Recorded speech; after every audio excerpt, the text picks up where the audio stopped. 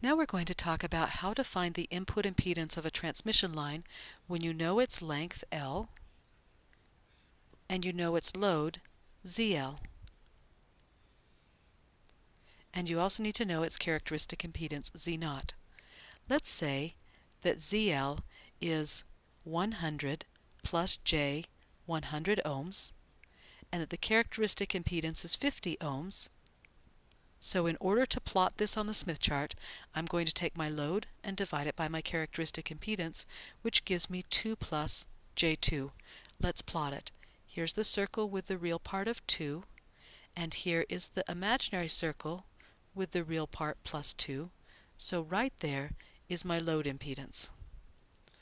And I want to be able to find my input impedance, Zn, when my length is 0.2 wavelengths.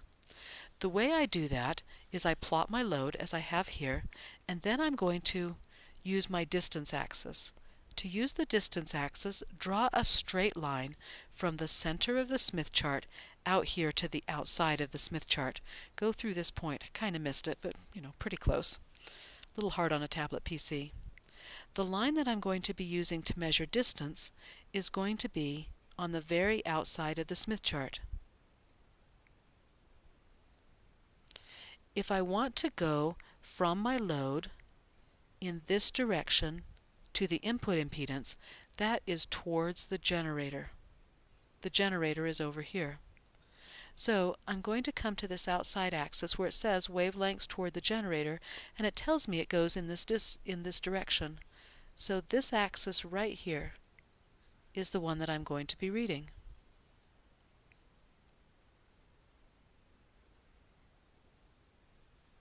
Right along there.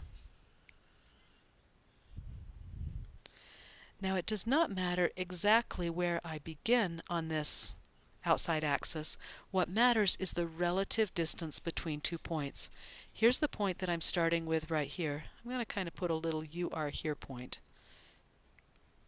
So right there, there's my UR here point. And that's at the load, and I'm going to move towards the generator 0.2 wavelengths. So first, I'm going to read this value, which is 0.21, and then I'm going to add 0.2 wavelengths. So I want to come over here, go in this direction, remember that's towards the generator, until I get to 0.41. Here's 0.38, 0.39, 0.4. Right there is 0.41 wavelengths.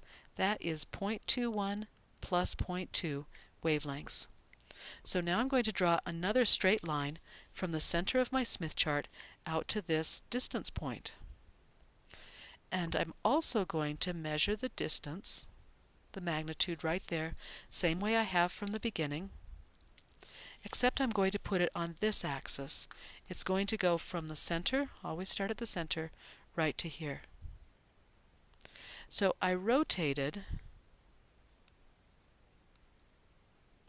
0.2 wavelengths, that's L, towards the generator, and that brought me to my input impedance. Let's read its real and imaginary parts. So the input impedance has a real part right here of about 0.35. The imaginary part is negative because I'm below this axis.